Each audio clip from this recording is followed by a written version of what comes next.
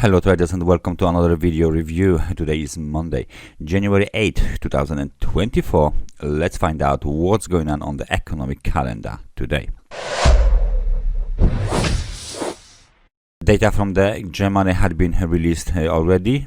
Those data were German factory orders and German trade balance. This is mixed bags of data, so they don't have too much, let's say, impact on the market because they didn't surprise strong enough.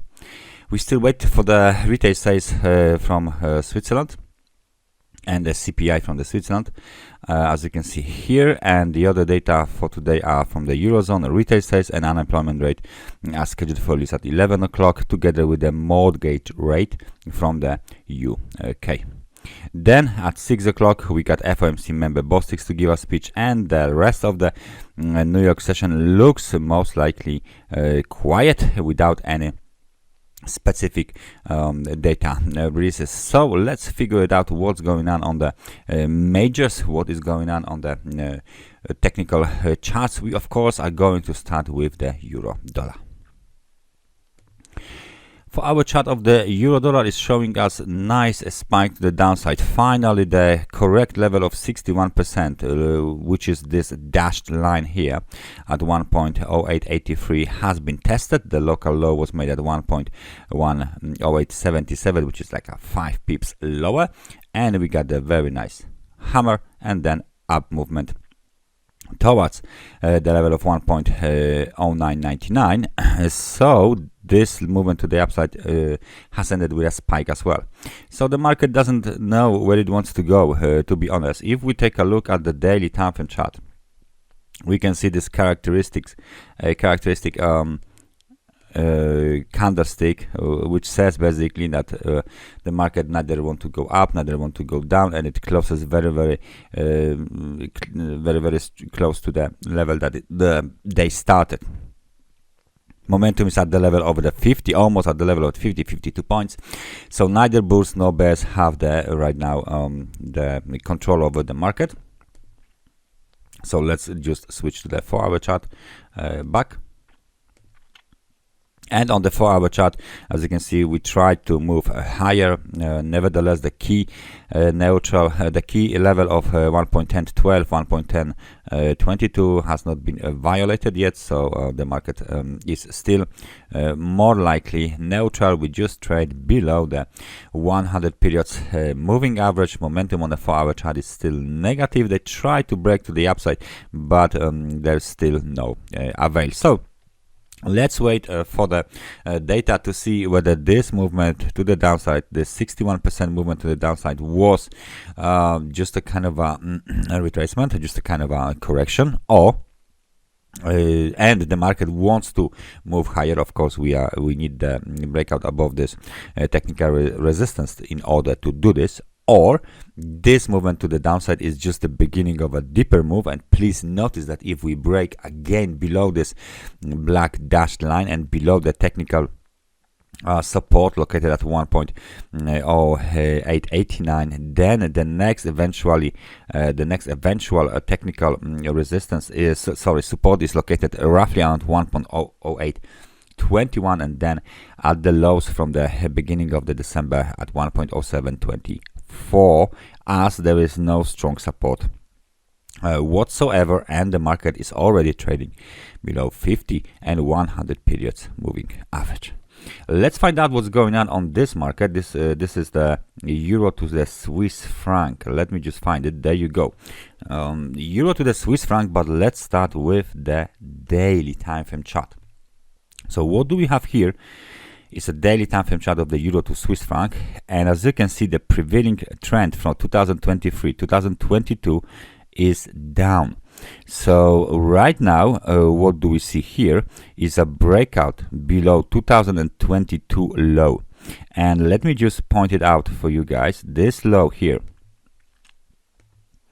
is now technical resistance, and it's located at 9,409 pips. Okay, and this market, this level was tested already here, and was tested already here, and finally was violated. Let's just switch closer. Let's zoom in to see what is exactly going on here on this market.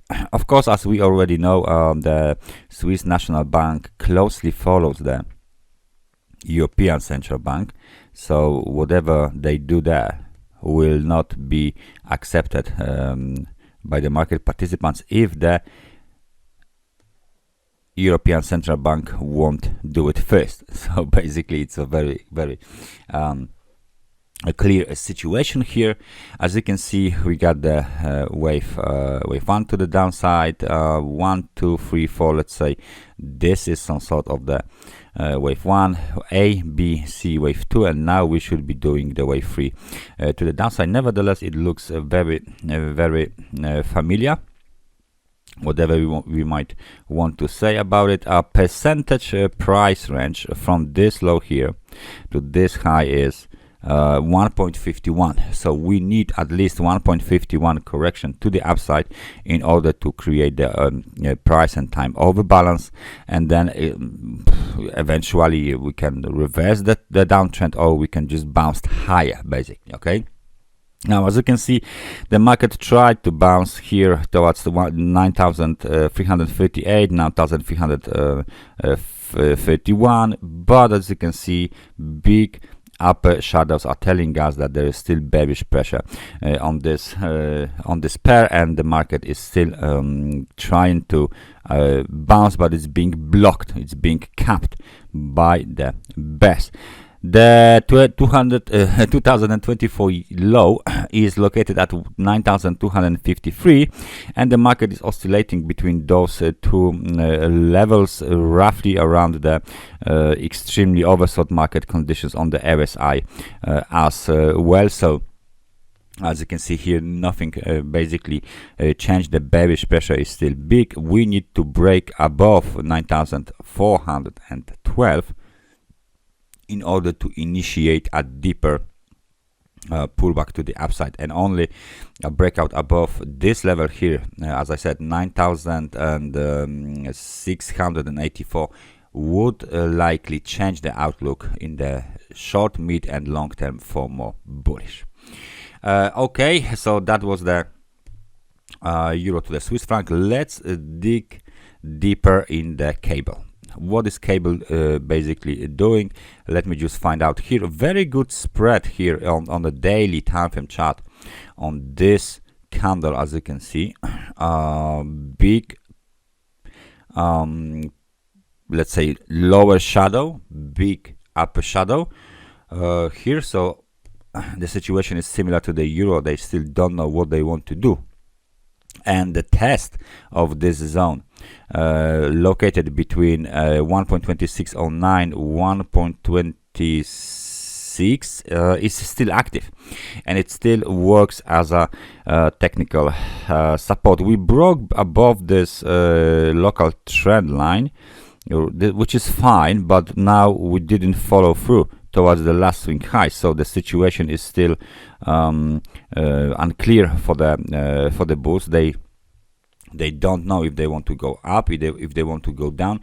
It looks like we need to just move our trend line a little bit higher. Let me just make it thicker. There you go. We got the blue trend line here. Local high was made at 1.2769, and then the market reversed again below the technical resistance, and now it's trading just above the 50 periods moving average. Momentum is on the 54 points, so it's not that much strong. It's not weak, but it's not that much strong. So again, this market doesn't know what it wants to do whatsoever. We are waiting for some decisive breakout. And let's say last but not least, let's take a look at the Bitcoin.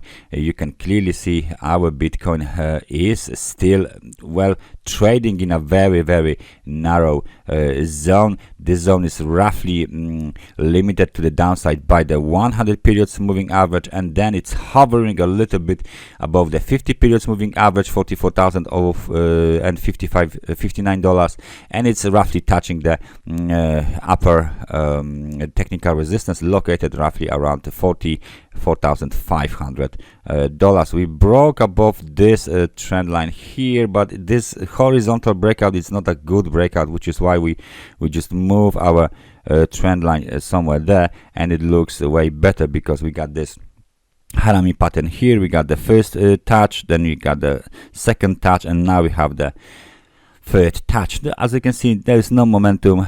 Roughly we hovering around the level of 50. Sometimes we go up, sometimes we go down just a little bit in order to show the market that something is going on, at least on the lower time frames. But there is no decisive breakout to the upside or to the downside after this big 11%, over 11% decline happened last week. So for now, neither bulls no bears are in charge of the market. We're just hovering around the moving averages, waiting for a trigger to resume the uptrend, because Bitcoin is still in the uptrend on the bigger time frames.